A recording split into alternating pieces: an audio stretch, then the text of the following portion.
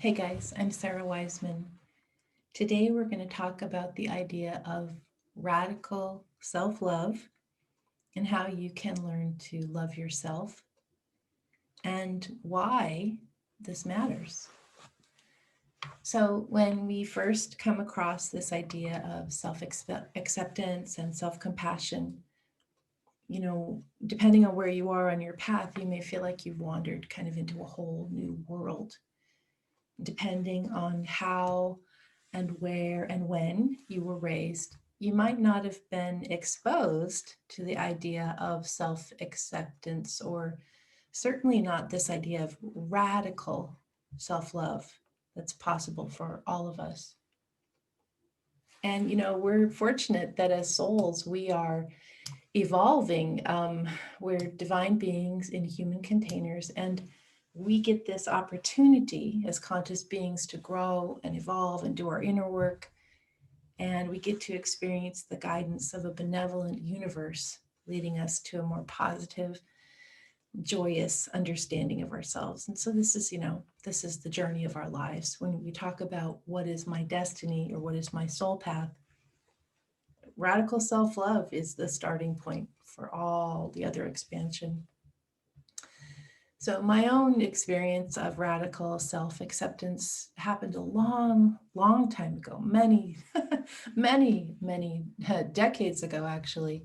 And I was at an ecstatic dance workshop. I was a very mainstream person at the time. So, I kind of ended up at this ecstatic dance workshop out of the blue, kind of one of those synchronicities, like, how did I get here and what's happening? Um, and I just had the near death experience that a lot of you guys know about, and was kind of in a dark night of the soul at that time in my life. And it was very unsettling in this dark night to watch everything I'd built in my life up to that point, and it was all just falling down. It was all tumbling away. It was disappearing. And I was just kind of standing there in the rubble going, that's all gone. What do I do now? So a lot of you have had that experience, or maybe you're in it right now. And it brings up this question of, who are we without our identities? Who are we without the identities that we put on every day? And so I was looking at those questions. Who am I at that time without my relationships? Who am I without my family? Who am I without my career? Who am I without my possessions? Who am I without my finances? Who am I without my health? Who am I without my youth? Wherever you are in that stage of all those questions. And the bigger question surrounding all of that is, if we take away all of our identities that we attach to, who are we?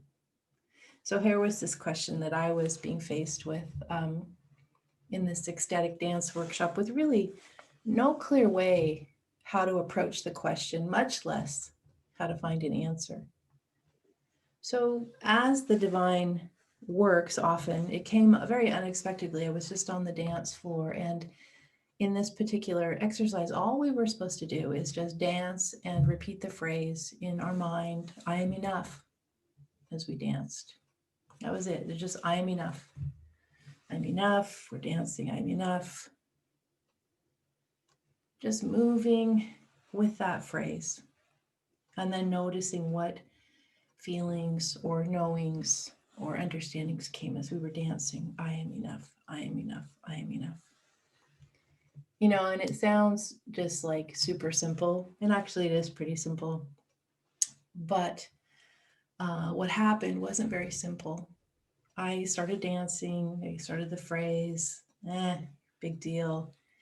And then as this came about, the phrase started sort of whispering in my head. And then this understanding came as I continued to dance. And then I suddenly found myself in the middle of the dance floor, not dancing at all, with just tears coming down my face with the realization of this truth, this beautiful, glorious, unexpected truth suddenly revealed itself. I was enough without any changes, without any improvements, nothing needed fixing. I was enough as I was in that moment or in this moment. And as of course, so are you. So, from that single, for me, aha moment of universal insight, those many years or even decades ago, all of the flotsam and jetsam of the wreckage that was my life back then, it didn't seem as difficult anymore. I understood that I, imperfect and flawed and faulty being, as I was enough, and just as I was, and just as you are. The universe is non judgmental. As souls, we are perfect, and we are perfectly on our path no matter where we are. So, after that aha moment, the I am enough moment that hopefully you'll have had or will have soon, getting to this place of radical self love or really knowing that you're enough, no matter what anyone else tells you, or no matter where you are in your own idea of what success or good enough means, this is a spiritual path and the rewards are huge. So, one starting point is to look at all the ways you've been misled. So, all the old tapes and training that you've absorbed, and all the misbeliefs with a capital M, as I call them, the misbeliefs, and just look really closely at who you are without all that. Who are you outside of your parents' opinion? This could be if you're young, or it could be you're 90 years old and you're still holding on to that. Who are you outside of your lover's opinion, if you have a lover? Who are you outside of your friend's opinion? Who are you outside of your boss's opinion? Who are you outside of your child's opinion? And when you start to look at this from the idea that you're in charge of yourself and you determine who you're going to be, things change. And again, that big aha isn't the answer all by itself, it's just the starting point. There's always a lot to be discovered and discerned and released as we're moving on this path of becoming divine human. So, on this journey to radical self love, some of the things we're called to do are to release all misbeliefs, to embrace all shadows. We'll talk about that in a moment. To release the past, to practice self love, and to live in service. And we'll talk about just a couple of these now. So, again, releasing all misbeliefs means going back into your childhood and even into infancy for some of you, and looking at everything you were told to believe and seeing if this is true for you. It's probably not true, but just seeing if it is. That means it's not true for your mother, it's not true for your father, it's not true for your school or your teachers or your church or your culture, not true for the company you work for, not true for the friends culture you're in.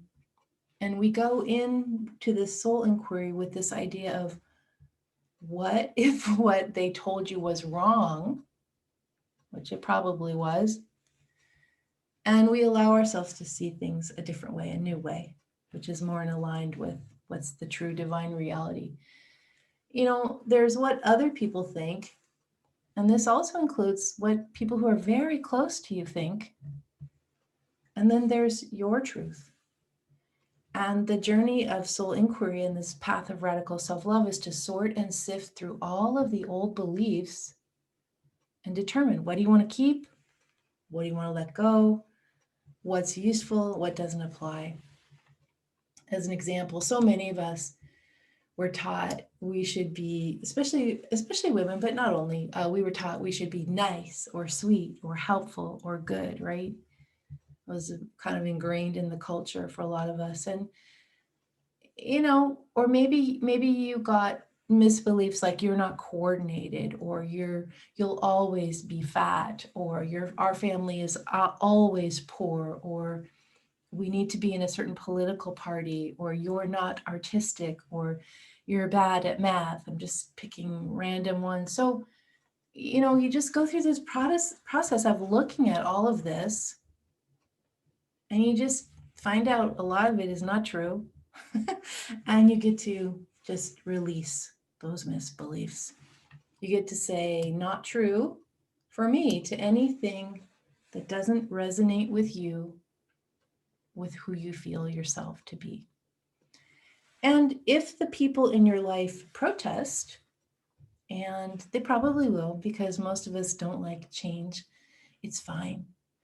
You get to have discernment to look at your belief systems and free yourselves for the ones that aren't true for you, regardless of anyone else's opinion. And then another little piece, and we'll talk about this now also. When we're on the path of radical self-love, we're called to stare down our demons. Now, by demons, I don't mean demonic entities. A lot of you guys in this field would immediately go there, but I'm just talking about the demons of emotion, or the demons of loop thought. I'm talking about the shadows that plague us, the ways we think or act that really aren't in our best interest, or that we're not proud of, or that we struggle with. As a really, common example, so many people in this culture struggle with, by modern culture, struggle with addiction. So there's drugs and alcohol and other substances and shopping, pornography, social media. You guys have heard me talk about this stuff quite a bit. These addictions are really just a compulsion to darkness at the deepest level, or a compulsion to separation, and they drive us in an unconscious or non-conscious way. So when we're looking at self-love from the place of being enough, of nothing need fixing, we look at we bring the shadows in, and we might say to our shadow, okay, I see you. I see you there, old friend, and I've known you for a long time, and maybe you're not something I'm super proud of, but there you are, and I accept you, and you're part of me too. And on this path to self-love, we embrace what we love about ourselves, and we also embrace the shadow.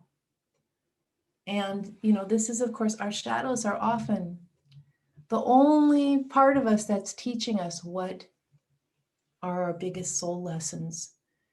We can embrace our shadows instead of trying to hide them or be ashamed or guilty about them. And when we do this, everything comes into light. We can actually look at what's there, lurking in the darkness, or the false idea of separation. And we can ask our shadow, what is it trying to teach us? Or what needs looking at? Beautiful, amazing teacher. And, in other parts of your life, you've probably had other people or other events who are teachers. The worst people can be the best teachers, right? And this is looking at within us, the worst part of ourselves, in quotes, because nothing needs fixing, can be the biggest teacher. What needs to be looked at? What needs to be aligned?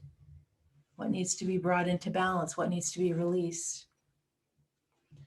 So it can take great courage to accept our shadow as also part of us. We accept the good, the bad, the all of it as integrated essences in the process of our soul expansion.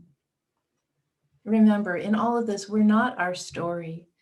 We're not the narrative we tell ourselves, such as, I'm the person who lived here and did this, and then I did that, and then I did that.